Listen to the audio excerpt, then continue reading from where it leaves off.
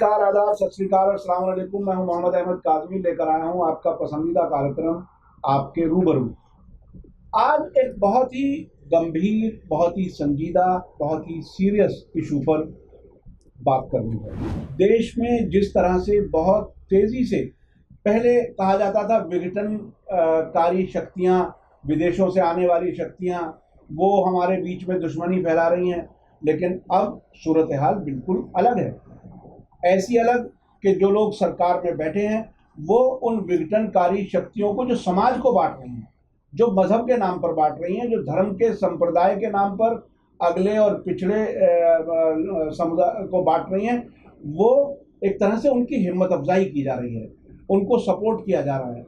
System में बाकायदा उन लोगों को जो मजहब की बुनियाद पर हमले कर रहे हैं, जिन पर हमला होता है उन्हीं के खिलाफ FIR होती है।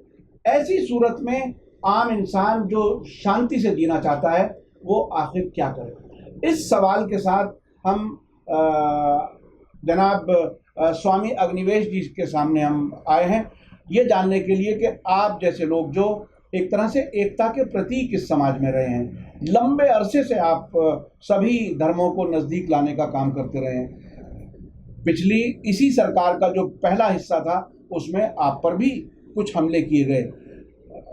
आखिर ये देश कहाँ जा रहा है और इसको कैसे संभाला जा सकता है, और लोगों के अंदर देश के और सिस्टम के साथ विश्वास से जीने का सलीका कैसे आए, कैसे लोग समझें कि हम सेफ हैं?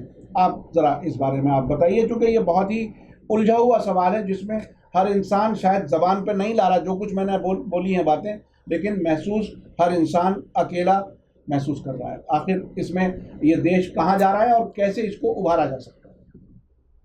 जी अहमद काज़मी साहब, सवाल आपका बहुत ही मौजू है।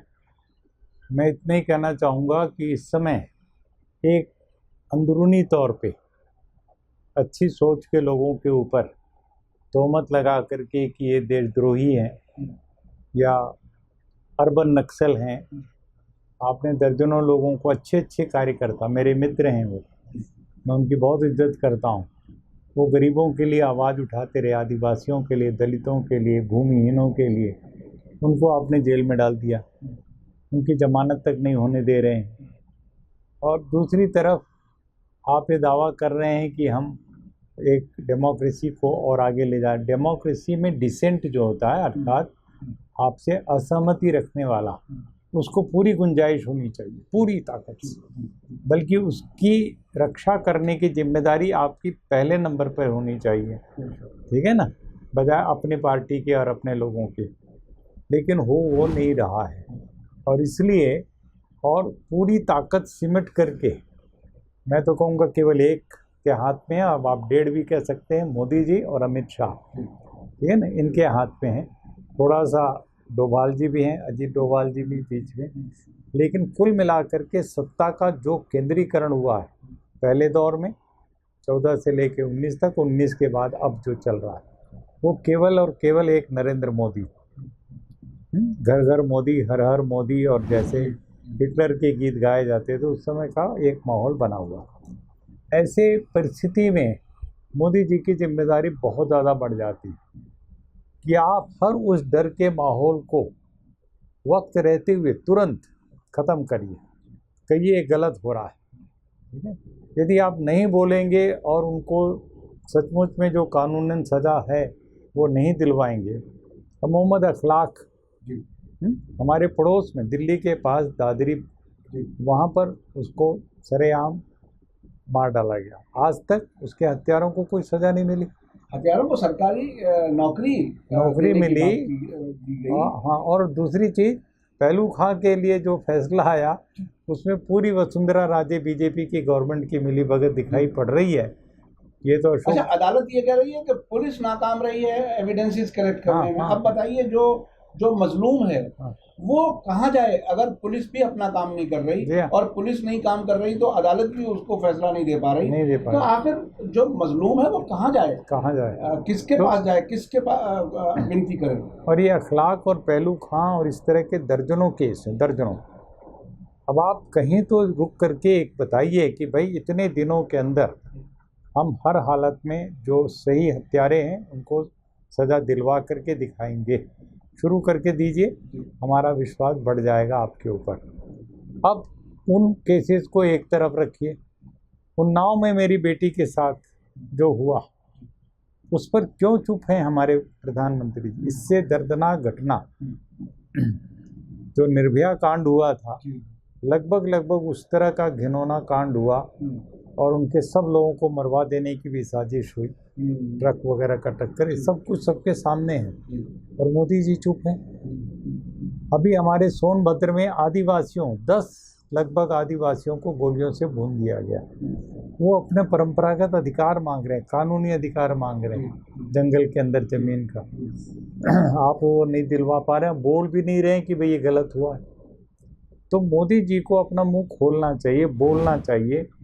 आप लाल किले से ना बोलें तो कम से कम रेडियो में अपनी मन की बात में तो बोल दीजिए, कहीं तो बोलिए, ट्वीट ही कर दीजिए, एक ट्वीट, है ना? तो कुछ तो कीजिए। आप चुप हैं इन सारी चीज़ों को, ऐसे लग रहा है कि आप इनडायरेक्टली इंडोर्स कर रहे हैं। जैसे संस्कृत में एक वाक्य है, मौनम स्वीकृति लक्षणम।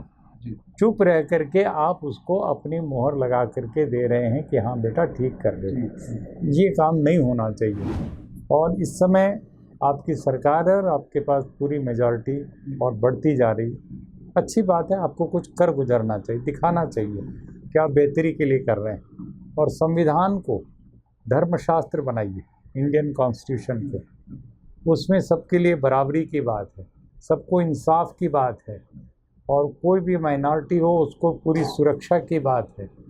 इन सब चीज़ों के ऊपर आप अमल करते हुए दिखाई पड़ेंगे सचमुच में, तो आपका कद भी बढ़ेगा और आपके प्रति विश्वास लोगों का बढ़ जाएगा।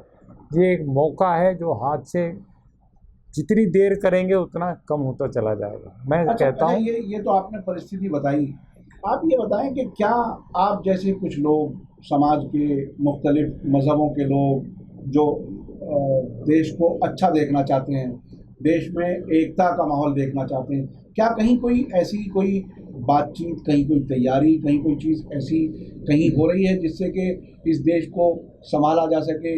एक समाज, जब एक राष्ट्र और एक भाषा और एक उसकी बात होती है तो ये पूरा समाज एक बनाने की कोई कोशिश अगर सरकार की तरफ से आपको लगता है कहीं कमज़ोरी है, तो समाज के कुछ जिम्मेदारान कहीं कोई चीज़ ऐसी, कहीं कोई बात आपको लगती है कि कोई हिम्मत कर पाएगा या कर रहा है?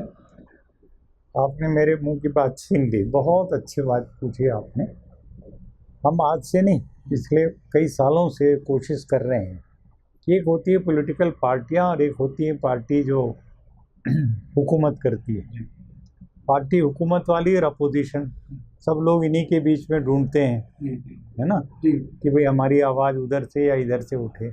और अब हालत तो ऐसी हो गई कि अपोजिशन से तो कोई आवाज़ ही नहीं आ रही। आवाज़ ही नहीं आ रही है। अपोजिशन को बाकायदे चुन चुन करके कमज़ोर किया जा रहा है, तोड़ा जा रहा है।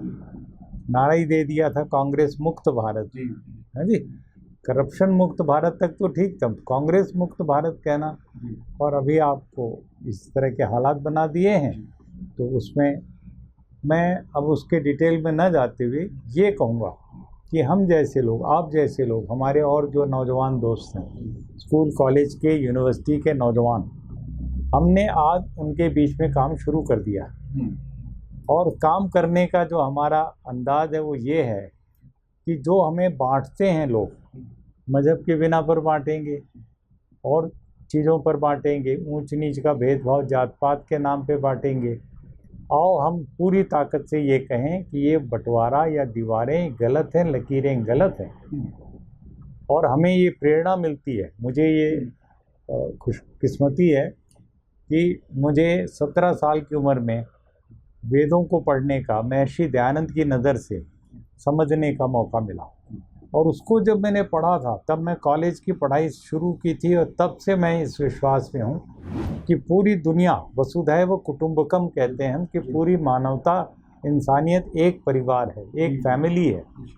कोई छोटा नहीं, कोई बड़ा नहीं। जात पात की बीमारी हमने पैदा की है, भगवान ने, ईश्वर ने, अल्लाह ताला ने नहीं किया।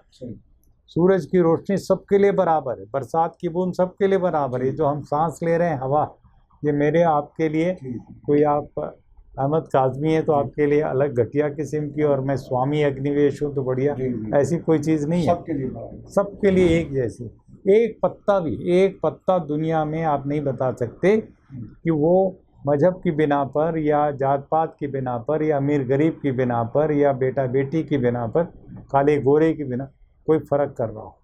ये फ़र्क के सारी शरारतें हम लोगों के जो चालाक लोग हैं उनके द्वारा बनाई गई संस्थाएं हैं।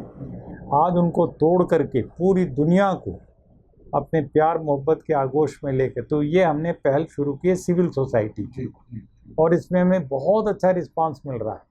मैं अभी दक्षिण भारत में तमिलनाडु गया था, अभी मैं भूटान की यात्रा से लौटा हूँ, वहाँ भी मैंने वसुधैव कुटुंबकम पर भूटान डायलॉग दिया। अभी तो मोदी जी वही हैं, तो मैं अभी गया था 8 अगस्त को, यूएनओ ने मुझे वहाँ बुला करके मेरा बहुत ज़बरदस्त लेक्चर कराया भूटान में, थिम्पू में। कहने का मतलब ये है कि सारी दुनिया को आज ज़रूरत है जोड़ने वाली ताकत। तो जो धर्म कहलाता है वो वही कहलाएगा सही धर्म, जो जोड़ता है। जो तोड़ता है आपस में एक दूसरे को, वो धर्म नहीं, वो अधर्म है। और भारत का संविधान, कम से कम भारतीयों को जब इसके शुरुआत होती है तो पहला लफ्ज़ है we the people of India, हम भारत के लोग। हम हिंदू लोग नहीं, हम मुस्लिम लोग नहीं, हम ईसाई लोग नहीं, हम भारत के लोग। तो ये बहुत ही खूबसूरत चीज़ है। हम 130 करोड़ लोग, एक परिवार, एक उसको लेकर के चलें, और ये दुनिया को हम दिखाएं कि आज जहाँ पर और सारी चीज़ें चल रही हैं, झगड़े फसाद हो रहे हैं आपस में, वहाँ हम आपके लिए एक नमूना बना के दिखाते हैं। अच्छा, आप जो ये काम करने की बात कह रहे हैं और अलग अलग राज्यों में आप जा रहे हैं, आपको पहली बात ये कि कैसा रिस्पांस मिल रहा है, दूसरा ये कि क्या कहीं वो जो विघटनकारी, मैं तो उसे विघटनकारी ही कहूँगा, जो समाज को बांटने वाले लोग हैं, क्या उनकी तरफ से कहीं कोई आपको परेशान किया जा रहा है? क्या कहीं किसी तरह का कोई नाराज़गी है, या कहीं खामोशी से आपको कोई मैसेज तो नहीं दिया जाता किसी सिस्टम के लोगों के ज़रिए कि आप इस तरफ ना जाइए? क्या है रिस्पांस, कैसा है लोगों का, सरकार का और कुछ समझदार लोगों का? देखिए, ये काम मैंने जैसे बताया 17 साल की उम्र से लेके अब मैं 80 साल का होने जा रहा हूँ, 21 सितंबर को पूरे हो जाएंगे। तो इतने सालों तक ये मेरा सफ़र जो है आगे आगे बढ़ता गया, और इस देश में भी और दुनिया में भी। पाकिस्तान में गया हूँ 8-9 बार, लाहौर भी, कराची भी, इस्लामाबाद भी, और जो प्यार मोहब्बत वहाँ की सड़कों पर मिलता है मैं बता नहीं सकता, इतना प्यार। वो इन कपड़ों में देख करके आप जानते हैं कि वो कोई सोच भी नहीं सकता है कि आप बहुत ज़्यादा मोहब्बत की बात ना कीजिए, नहीं तो मनीष शंकर अय्यर की तरह से लोग कह दिया जाएगा कि आपको वहाँ पाकिस्तान चले जाइए पाकिस्तान चले जाइए। तो बहरहाल आप चूँकि इंसानियत की बात करते हैं, और मैं समझता हूँ विश्व भर में आपको इसी लिबास के साथ और उसी मोहब्बत के साथ आपको एक्सेप्ट किया जाता है, न सिर्फ पाकिस्तान में बल्कि दूसरे देशों में भी, और मुझे बहुत सी जगहों के बारे में मालूम है।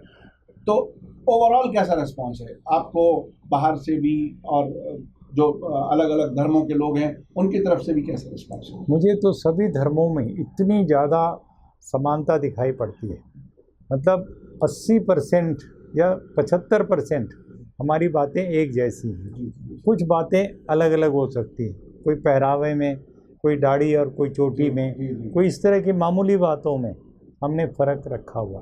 उसको आप दरकिनार कीजिए, उसको रखिए, मत रखिए, कुछ भी। छोटे मोटे मतभेद के साथ जिया जा सकता है। जिया, उसको जीना ही वही कला है। आखिर दो भाई भी एक जैसे चेहरे के तो नहीं होंगे ना, एक जैसी सोच के होंगे। एक घर के अंदर, एक छत के नीचे भी आप जब इतनी इज्जत देते हैं एक दूसरे को, तो पूरा देश और दुनिया, एक कायनात जो है वो हमारे लिए वो है, और हमें बहुत प्यार मोहब्बत के साथ जीना आना चाहिए। मैं चाहूँगा कि वेदों में कहीं हिंदू भव नहीं है, न मुस्लिम भव है, न मनुर्भव, मनुष्य बनो, इंसान बनो, अच्छे इंसान बनो। तो वो काम उपनिषदों में है, हमारे सब जगह पर, गीता में, रामायण में, महाभारत में, पुराणों में कहीं हिंदू शब्द ही नहीं है, कहीं भी नहीं। अब उसके नाम पर आप एक नया राष्ट्रवाद, एक नई संस्कृति गढ़ दें ज़बरदस्ती, तो वो अच्छी बात नहीं है। अच्छी बात है इंसानियत की तरफ, मानवता की तरफ, वसुधैव कुटुंबकम की तरफ आप अपने देश को ले जाइए, और अपने दुनिया को बताइए कि आज इसकी ज़रूरत है दोस्तों। न कि बांटने की, अलग अलग लकीरें खींचने की। बहुत बहुत शुक्रिया स्वामी अग्निवेश जी, आपने देश में एक गंगा जमनी तहजीब को बाकी रखने और आपसी मोहब्बत को बढ़ाने की बात कही है, और जो एक तरह से विपरीत स्थितियां जिससे हम पूरा देश गुजर रहा है उससे बाहर निकलने का रास्ता भी बताया है। मैं समझता हूं कि अगर इसी सोच के साथ सभी लोग पॉजिटिव होकर के आगे बढ़ें और एक दूसरे का हाथ पकड़ लें तो वो जो विघटनकारी ताकतें हैं उन्हें विफल किया जा सकता है। और ये सरकारें आती हैं, जाती हैं, आई हैं, चली जाएंगी, लेकिन यहाँ के लोग, यहाँ के धर्म, यहाँ के अलग अलग ज़बानों के लोग, हर किस्म के लोग एक साथ रहे हैं और रह सकेंगे। हम इसी आशा के साथ आपसे लेते हैं इजाज़त। धन्यवाद, शुक्रिया। जय भारत, जय हिंद।